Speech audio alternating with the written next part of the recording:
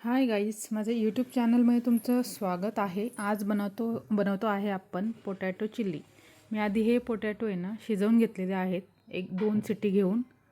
त्यानंतर याची साल काढून घ्यायची आपल्याला. थोडा एक नरम झाला आहे तो आपण साईडला काढू शकतो. बाकी आहेत व्यवस्थित ते आपण करू शकतो. अशा पद्धतीने सर्व साल काढून आपण हे तयार करून घ्यायचे आहेत. पोटॅटो चिल्ली बनवायला एकदम सोपी आणि सुंदर पद्धत आहे. आपण ते पुढे पाहूच. त्यानंतर मी एक स्लेरी बनवून घेतलेली आहे. ती अशा पद्धती कॉर्नफ्लॉवर आणि मैद्याची आणि थोडी एक चटणी ॲड केलेली आहे. अशा पद्धतीने स्लेरी तयार करून घ्यायची आपल्याला आणि त्याला चांगलं गुठळ्या पळू द्यायच्या नाही आहेत. त्यानंतर लागणार आपल्याला साहित्य आहे अद्रक, लसूण, मिरची, कांदा, टमॅटो आणि कढीपत्ता. तेल आपण तापवत ठेवायचं आहे कढईमध्ये. अशा पद्धतीने ते गरम झाल्यानंतर आपल्याला त्या स्लरीमध्ये डिप करून फ्राय करून घ्यायची आहेत एक एक करून. तुम्ही कुठून पाहता ही रेसिपी मला नक्की कळवा. अतिशय भन्नाट अशी रेसिपी लागते. खूप सुंदर अशी खायला मुलांना तर खूप आवडले. एक एक करून असे फ्राय करून घ्यायचेत आपल्याला याच्यामध्ये डिप करून. डायरेक्टली त्यात पूर्ण ॲड नाही करायचं, असे डीप करूनच त्यांना फ्राय करायचे आहेत. बघत असाल तुम्ही आपली ही रेसिपी. गॅस पण हाय फ्लेमलाच ठेवायचं आहे, नाही तर ते नरम पडतील. अशा पद्धतीने एक एक फ्राय करून आपल्याला पूर्ण अशी बॅच ही फ्राय करून घ्यायची आहे. रेसिपी आवडत असल्यास लाईक आणि सबस्क्राईब नक्की करा, जेणेकरून पुढच्या कुकिंगसाठी किंवा पुढील काहीतरी वाटचालीसाठी आपल्याला प्रेरणा भेटते. एवढंच त्याचं इंटेन्शन आहे, बाकी काही नाही. लाईक केल्याने आपलं मनोबल वाढतं पुढे काहीतरी करण्यासाठी. अशा प्रकारे सर्व बॅच आपण तळून घेतलेली आहे. आता करायची आहे आपल्याला फोडणीची तयारी. तेल तापवत ठेवलं आहे गॅसवर. एक एक साहित्य आपण त्यात टाकून घेणार आहोत. चांगली अशी कडक अशी फोडणी आपण द्यायची आहे, जेणेकरून त्याचा फ्लेवर उतरायला हवा. जसं चायनीजमध्ये नसतं का, त्यांची कढई वगैरे वेगळ्याच प्रकारची असते, स्मोकी फ्लेवर लागतो. त्या पद्धतीने आपल्या घरीही घरगुती पद्धतीने ट्राय करायची आहे, जेणेकरून आपल्या बाहेर खाण्याची गरज नाही पडावी. खूप सुंदर अशी लागते. तुम्ही नक्की आणि नक्की ट्राय करून बघा. यूट्यूबवर मी बऱ्याच वेळेस बघितलं ही रेसिपी नसते, पण मी आज ट्राय केली आहे. नक्की तुम्ही ट्राय करा, खूप आवडेल तुम्हाला. गरम गरम खाण्यात वेगळीच मजा असते पावसाळ्यात चायनीज. आणि पनीर खाण्यापेक्षा तर नक्कीच चांगलं स्वीट पोटॅटो. अशा पद्धतीने आपण एक एक करून फोडणी देऊन घ्यायची. आता टाकला आहे कांदा पण चांगला फ्राय करायचा आहे गोल्डन कलर येईपर्यंत.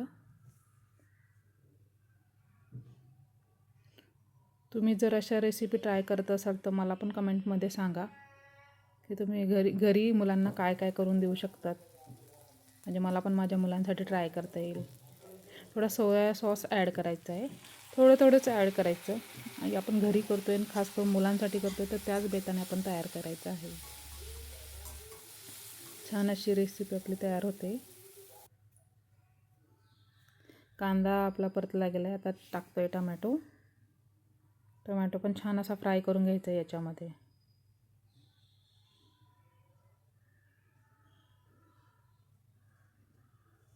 त्यानंतर एक अशी स्लरी तयार करायची. फक्त त्यात कॉर्नफ्लॉवर ॲड करायचं आणि थोडं मीठ,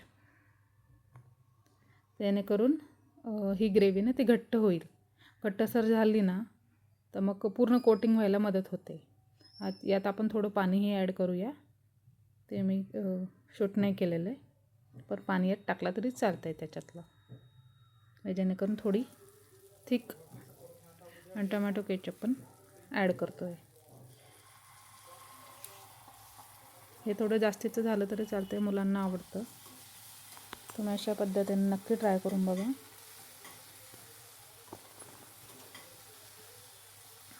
पूर्णपणे आपण ही मिक्स करून घ्यायचं आहे सर्व. बऱ्याच लेडीज तयार करत असता मला माहिती आहे, पण अशा पद्धतीने केली तर खूप छान लागेल. सिंपल आणि सोपी पद्धत आहे. थोडं चवीपुरतं मीठ टाकायचं आहे.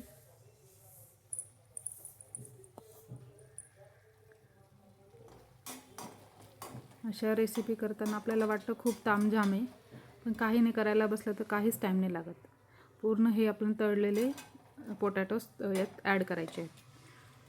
पूर्ण त्याला कोटिंग करायचं आहे, जेणेकरून हा मसाला आहे ना पूर्ण लागला पाहिजे. मसाला पूर्ण लागला ना मग छान टेस्ट येते, खायला पण टेस्टी लागतात. बाहेरच्या स्टॉलपेक्षा तर घरी बनवलं नक्की कधीही चांगलं. कोण कोण ॲग्री करतं माझ्या या गोष्टीसाठी. मुलांना आपल्याला काही घरगुती द्यायचं असेल तर घरीच बनवलेलं बरं. जास्त करून चायनीज. थोडं गार्निशिंगसाठी मी तीळ टाकते.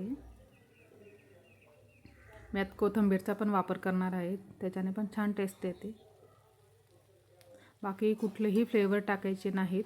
मी कलर ॲड केलेला नाही, त्यामुळे असं दिसत असेल. नाहीतर सहसा चायनीज पदार्थ असे लाल लाल दिसतात ते फूड कलर टाकल्यामुळे.